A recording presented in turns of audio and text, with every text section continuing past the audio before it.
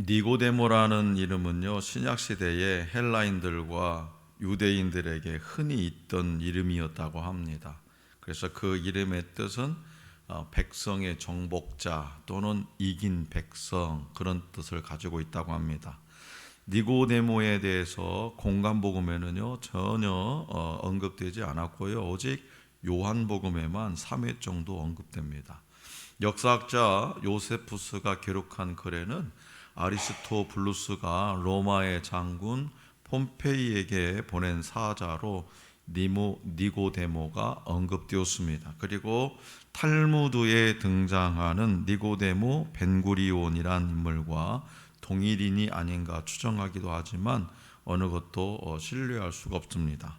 랍비의 기록에 근거해서 어떤 주석가들은 니고데모가 70년 예루살렘 멸망 당시에 그곳에 살고 있었다고 주장하기도 합니다. 그러나 예수님 당시의 관원으로 70년까지 살아 활동했다는 것은 타당성이 희박하다고 합니다. 요한복음에 나온 니고데모는요 바리새인이고요, 또 유대의 관원이었고, 그러니까 관직에 있었던 사람이라는 얘기예요. 유대의 관원이었고 곧 70인 사내들인 공의회 회원이자 율법에 정통한 랍비로 이렇게 소개됩니다. 또한 그가 예수님과의 만남을 통해서 신실한 그리스도인이 되었다는 초대 전승도 있습니다. 오늘 우리에게 주신 본문 말씀을 통해서 이 니고데모라는 사람의 내면을 조금 들여다볼까 합니다. 니고데모는요 다른 유대인들처럼 예수님이 행하신 표적에 관심을 갖고 밤에 예수님을 찾아왔습니다. 그가 밤에 예수님을 찾아온 이유에 대해서는 몇 가지 설명이 가능하는데요. 첫 번째는 당시 이미 세인의 이목은 예수님께 집중되어 있었고요, 그들 중에는 예수님을 또 적대시하는 그런 교권주의자들도 있었습니다. 그렇기 때문에 신중한 사람이었던 니고데모는 괜한 오해를 사지 않기 위해서 밤을 선택했다는 것입니다. 두 번째는 예수님은 사람들을 가르치시며 이적을 행하시는 등 낮에는 무척 바쁘셨기 때문에 진지한 대화를 차분히 나누기 위해서는 밤에 찾아와야 했었다는 것입니다. 세 번째는 당시 랍비들은요 밤 늦게까지 연구하던 관습이 있었는데, 이런 이유로 니고데모가 밤에 신학적인 토론을 하기 위해서 예수님을 밤에 찾은 것은 아주 자연스러운 것이라고 그런 주장도 있습니다. 근데 이 세 가지 이유 중에서 첫 번째가 그가 밤에 예수님을 찾아온 이유일 가능성이 가장 크다고 할 수 있습니다. 어떤 경우든 니고데모는 예수님의 표적을 보고 그분에 대해서 열린 마음을 가지게 된, 그러니까 신중하고 사려 깊은 사람임을 알 수가 있는 거죠. 이것은 후에 그가 많은 사람 앞에서 예수님을 변호하고 예수님의 그 장례식에 몰약과 침향 섞은 것을 100근쯤 가지고 온 것에도 잘 나타나 있습니다. 그러니까 예수님과 나눈 대화에서 그는 예수님을 하나님께로부터 오신 선생이라고 고백하고 있습니다. 하느님께로부터 오신 선생. 이는 예수님을요 적어도 선지자로 인정하는 고백이죠. 그런데 그의 고백은 자기 혼자만의 것이 아니었다는 거죠. 우리가 아나이다 라고 말하는 것을 보면 다른 사람들도 당시에 그의 고백을 이해하고 있음을 알 수 있습니다. 그러니까 예수님을 믿게 되는 동기는요 여러 가지죠. 직접적으로 혹은 간접적으로 말씀을 듣고 믿거나 예수님이 행하신 표적을 보고 믿을 수 있는데, 니고데모의 경우는 후자에 속한 거죠. 예수님이 행하신 표적을 보고 니고데모는 예수님을 믿게 된 거예요. 그럼에도 불구하고 랍비어라고 한 그의 고백을 볼 때 니고데모는 예수님을 보통 랍비보다는 좀 더 특별한 랍비로 여겨서 어떤 개인적인 신앙 상담 대상으로 기대하고 왔음을 알 수가 있지요. 아무튼 바리새인이요 유대인 지도자가 그 밤에 예수님을 찾아온 거예요. 바리새인 알잖아요. 당대에 그 하나님의 율법에 정통한 사람들, 그리고 정통할 뿐만 아니라 율법대로 사는 사람들이, 그런 바리새인이요 유대인 지도자가 그 밤에 나사렛 촌뜨기 예수님을 찾아온 거죠. 그러니까 그만큼 쉽지 않은 방문이었다라는 것을 우리에게 말해주고 있습니다. 자신을 찾아온 발걸음이 결코 의미 없지 않도록 예수님은, 그러니까 니고데모가 어떤 마음으로 지금 예수님을 찾아온지, 어떤 상황에서 예수님을 찾아왔는지를 예수님은 너무나 잘 알고 있었기 때문에 니고데모가 헛걸음하지 않도록, 의미 없지 않도록 예수님은 니고데모에게 말씀하죠. 뭐라고 말씀하냐? 자, 본문 말씀 3절입니다. 3절 다 같이 받들어 읽겠습니다. 시작. 예수께서 대답하여 이르시되 진실로 진실로 내게 이르노니 사람이 거듭나지 아니하면 하나님의 나라를 볼 수 없느니라. 아멘. 그런데 안타깝게도 니고데모에게 이 예수님의 말씀은 어려웠고 이해되지가 않는 거예요. 예수님하고 어떻게 참 좋은 어떤 재미있는 이야기를 나누고 싶어 왔는데 예수님은 뭐요? 사람이 거듭나지 아니하면 하나님의 나라를 볼 수 없느니라. 전혀 기대도 하지 않았던 말씀을 듣게 됐고, 그러니까 그 예수님의 말씀은 너무 어렵고 이해가 되지 않더라는 거죠. 그래서 당시 최고의 지식인이 예수님께 다시 이렇게 질문합니다. 자, 본문 말씀 4절을 다 같이 받들어 읽겠습니다. 시작. 니고데모가 이르되 사람이 늙으면 어떻게 날 수 있사옵나이까? 두 번째 모태에 들어갔다가 날 수 있사옵나이까? 이 말씀을 표준 세번역 성경으로 다시 들려드리면 이렇습니다. 니고데모가 예수께 말하였다. 사람이 늙은 뒤에 어떻게 다시 태어날 수 있겠습니까? 어머니 뱃속에 다시 들어갔다가 태어날 수야 없지 않습니까? 자, 여기서 이 거듭이라고 번역된 헬라어 아노세는요, 거듭이라는 뜻과 위로부터라는 뜻을 가지고 있어요. 두 가지 뜻을 가지고 있어요. 거듭이라는 뜻과 위로부터. 니고데모는 이 단어를 거듭으로만 알아들어서 두 번째 출생으로 이해를 한 겁니다. 다시 말해서 모태에 다시 들어갈 수 없다는 것은 어린아이도 아는 사실인데, 당시에 당대의 지식인이었던 니고데모는 예수님께 이렇게 질문함으로 거듭남에 대한 무지를 스스로 증명했던 겁니다. 그런데 여기서 우리는요, 나 자신의 마음을, 니고데모보다도 나 자신의 마음을 먼저 살펴봐야 돼요. 예수님과 니고데모의 대화가 엇박자를 내는 것처럼 보인다면 그것은 우리의 관심사가 예수님과 니고데모의 대화, 즉 거듭남에 있지 않기 때문이다 이거죠. 이거 무슨 말이야 도대체? 예수님하고 니고데모가 주고받는 이야기가 도대체 뭐야? 서로 동문서답 같은데? 그렇게 우리가 생각되어진다고 하면 우리도 거듭남에 초점이 맞춰져 있지 않다. 우리는요, 날마다 내 관심사에만 집중하며 살아갑니다. 내 관심사에. 그렇죠? 방학하니까 갑자기 우리 애리는 자기가 다이어트를 해야 되겠다. 그 다이어트에 관심이 많아가지고 새벽 예배를 이번 주부터 드리고 그 다음에 4km 정도를 걸어서 집에 와요. 그러고 나서 저녁에는 샐러드를 먹어요. 이게 관심사예요 지금. 그래서 어떻게 하면 다이어트 하느냐? 언제쯤 경기가 좋아질지, 코로나는 언제 끝날든지, 5인 집합금지는 언제 풀릴 건지, 7월 1일부터 내일부터 군산, 익산, 전주, 완주 혁신은 8명까지는 허락이 되고 나머지 지역은 제한이 없다고 합니다. 나머지 지역에서. 그런 게 관심사.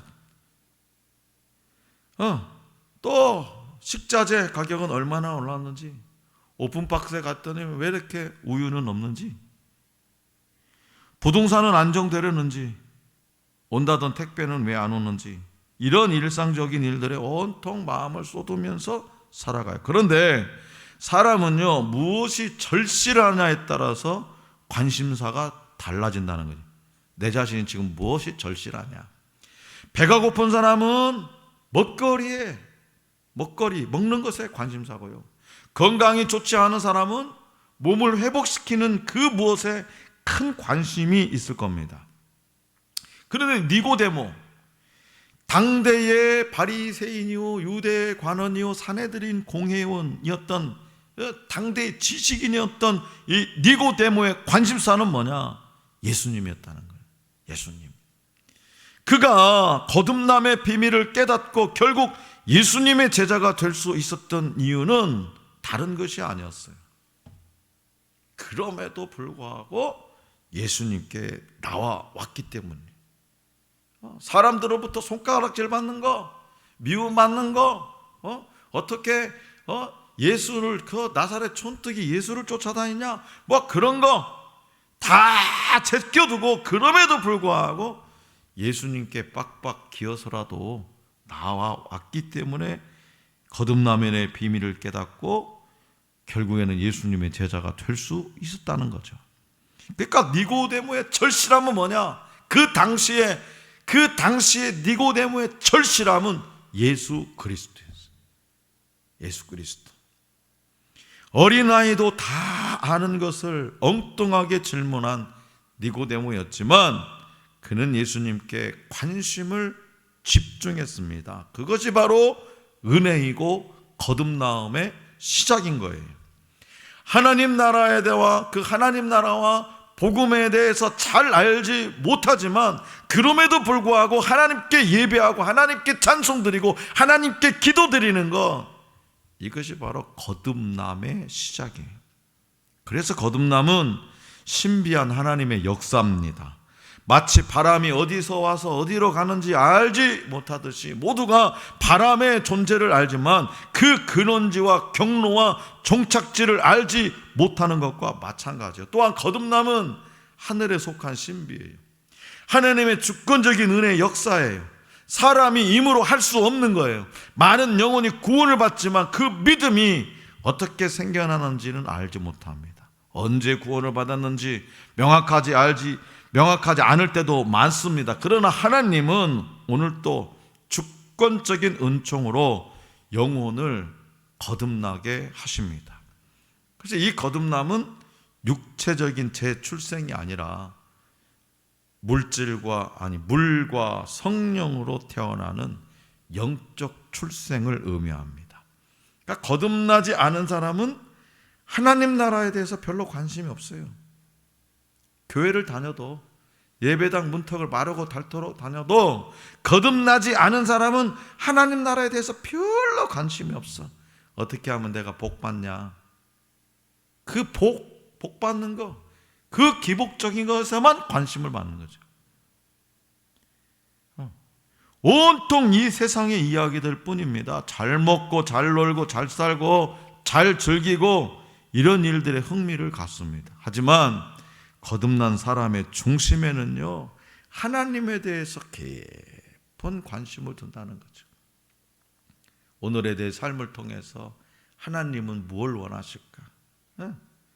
거듭난 사람은 하나님께서 나를 어떻게 보시는지, 하나님은 나의 삶을 어떻게 평가하시는지, 하나님의 선하신 뜻은 무엇인지 날마다 묵상하면서 생각하고 살아간다는 거예요. 어떻게 하면 오늘 하루도 하나님의 영광을 위해서 살아가냐? 어떻게 해야, 내가 어떻게 해야 하나님의 나라를 이 땅에 세워가느냐? 어떻게 해야 하나님의 소원을 풀어드리냐, 그거에 관심을 가지고 살아요.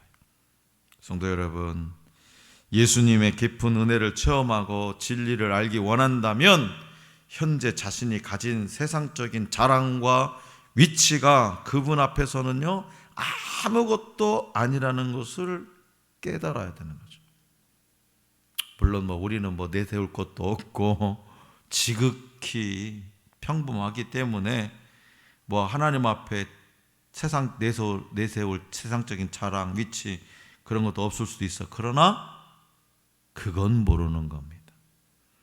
그것들을 가질 수 있었던 것도 모두 예수님의 은혜 때문이었음을 우리가 고백하고 겸손히 주님 앞에 주님께 나와야 되는 거예요.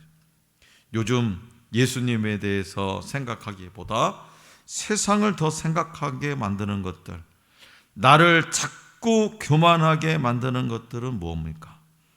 우리가 예수님 앞에서 겸손히 기다릴 때 그분은 우리가 지금 배워야 할 진리를 가르쳐 주십니다. 니고데모처럼 그럼에도 불구하고의 믿음으로 지금의 내 경험, 지금의 내 자랑, 지금의 내 사회적 지위를 내려놓고 예수님의 말씀에 귀를 기울여야 될 때입니다. 자, 여러분은 지금의 삶에 만족하십니까? 아니면 의에 줄이고 목마른 마음이 있습니까? 목마른 사슴이 시냇물을 찾기에 갈급함 같이 하나님을 갈망하는 마음이 있습니까? 너무나 희박해졌죠. 지금 이 코로나로 인해서 1년 6개월 동안 예배드림이 자유롭지 못하고 목숨처럼 여겼던 주일 성수가 무너지고, 주일 성수 무너지니까 이제 수요 기도회, 금요 기도회, 또 소모임들 무너지고요. 뜨겁게 찬송하고 예배당에 모여서 강력하게 부르짖으면서 기도하는 거, 그런 것도 금지시키니까 마음속으로라도 해야 되는데 그게 됩니까? 마음속으로? 정말 예전처럼 의에 줄이고 목마른 마음이 있냐 이거예요. 목마른 사슴이 시냇물을 찾기에 갈급한 같이 지금 정말 하나님을 갈망하고 있는 거네요. 한 1년 반 정도 이럭저럭 지내보니까 우리가 목숨처럼 여기고 주일 성수했던 데나 지금처럼 온라인 예배드리고 드릴 때나 내 삶에 별로 특별한 게 없네. 달라진 게 그때나 지금이나 특별하게 어려움도 없고, 우리가 속은 거 아니야 그동안? 혹여라도 그런 생각을 하냐 이 말이에요. 니고데모가 주님을 찾아온 것은요, 자기 속에 이런 필요가 있고 결핍이 있다는 사실, 더 충만해지고 싶은 갈망이 있다는 사실, 하나님께 더 큰 충만함을 받고 싶은 열망이 있다는 사실을 알고 인식하면서 하는 그런 행동이었어요. 하나님, 주님, 내 속에 이 빈 마음, 빈 곳을 채워달라고. 이 열망을 모르는 그리스도인의 삶에는요, 소망이 없습니다. 여러분, 정말 코로나 이전하고 지금하고 정말 예수님에 대한 그 열망, 하나님의 나라는 그 열망이 변함이 없냐 이 말이에요. 정말 냉철하게 한번 우리가 판단해보자 이거예요. 냉철하게. 제가 보는 객관적인 시각은 많이 열망이 사라졌다. 제가 보는. 영국 태생 에드워드 모트에 관한 이야기입니다. 그의 어린 시절은 매우 불우했어요. 사춘기를 반항과 원망과 열등의식 속에 살았고요. 캐비닛을 제조하는 목공으로 그렇게 일했습니다. 마음속에는 말할 수 없는 열등의식을 지닌 채 반항과 원망으로 거리를 방황했고요. 많은 범죄도 저질렀습니다. 추운 어느 날 그는 런던의 거리를 방황하다가 문득 종소리가 울리는 예배당 안에 들어갑니다. 마침 존 하이아트라는 목사님이 오늘 이 본문 말씀 요한복음 3장을 주제로 거듭나야 한다는 메시지를 전하고 있었어요. 그가 이 말씀을 듣는 동안 주님은 그의 마음을 열어 제끼고 예수 그리스도를 영접할 수 있도록 도와주셨고요. 그는 새 사람으로 거듭났습니다. 그래서 그는 이렇게 고백해요. 내 영혼이 거듭나자마자 내 눈동자는 내 생애 처음으로 생기를 되찾았고 내 마음에는 생수가 솟아오르기 시작했다. 그리고 목공소에서 들고 일하는 망치는 음악을 연주하기 시작했다. 그전에는 뭐야? 거듭나기 전에는 그 망치질이 세상을 향한 원망과 불평과 열등의식, 그거 온통 그거였는데 거듭난 새로 영적 재탄생이 되니까 그 똑같은 망치를 들었는데도 그 망치는 음악을 연주했다는 거예요. 그래서 그는 행복한 목공이 되어서 열심히 일합니다. 37세 때 그는 마침내 성공적인 사업가가 되어서 커다란 목공소를 차렸고요. 55세 때는 주님을 위해 전생애를 완전히 던지고 싶은 열망이 마음속에 일어났어요. 그래서 그는 모든 재산을 주님 앞에 드려서 교회를 지어 헌당합니다. 그리고 주님의 부르심을 받은 목사로서 남은 여생을 그리스도 앞에 바쳤어요. 어느 날 그는 자기가 거듭났을 때 주님이 그에게 주셨던 놀라운 인생의 소망을 생각하면서 찬송가 하나를 작사하기 시작했어요. 이 몸의 소망 무언가 우리 주 예수뿐일세. 우리 주 예수밖에는 믿으리 아주 없도다. 주 나의 반석이시니 그 위에 내가 서리라. 그 위에 내가 서리라. 찬송가 488장이에요. 한번 펴봅시다. 488장.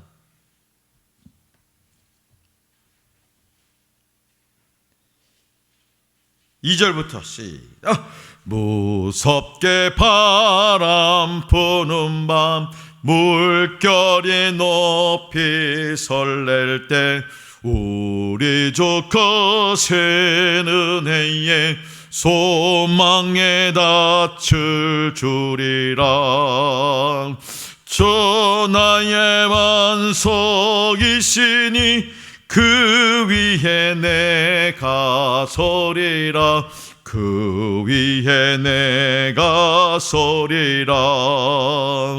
세상에 믿던 모든 것 끊어질 그날 되어도 구주의 언약 믿사와 내 소망 더욱 크리라. 주 나의 반석이시니 그 위에 내가 서리라. 그 위에 내가 서리라. 바라던 천국 올라가 하나님 앞에 배울 때 구주의 은을 힘입어 어여치 바로 서리라. 주 나의 반석이시니 그 위에 내가 서리라. 그 위에 내가 서리라. 사랑하는 성도 여러분, 지금 여러분의 마음과 생각과 삶이 어떠할지라도 그럼에도 불구하고 예수님께 나아가고 있습니까? 만약 예수님께 나아가기를 멈춰 있다면 우리의 생명이신 주님께 나아갈 용기를 허락해달라고 간절히 기도하시기 바랍니다. 나의 관심사가 세상이 아닌 주님을 향한 모든 것이 되도록 인도해달라고 기도하시기 바랍니다. 때로는요, 무지할지라도 넘어질지라도 끝없이 관심을 가지고 예수님만 바라보게 하는, 그럼에도 불구하고의 믿음이 여러 예수님께 속한 진리와 사랑, 열정과 권능, 목적에 눈을 뜬 참다운 크리스천의 삶을 살게 될 줄로 믿습니다.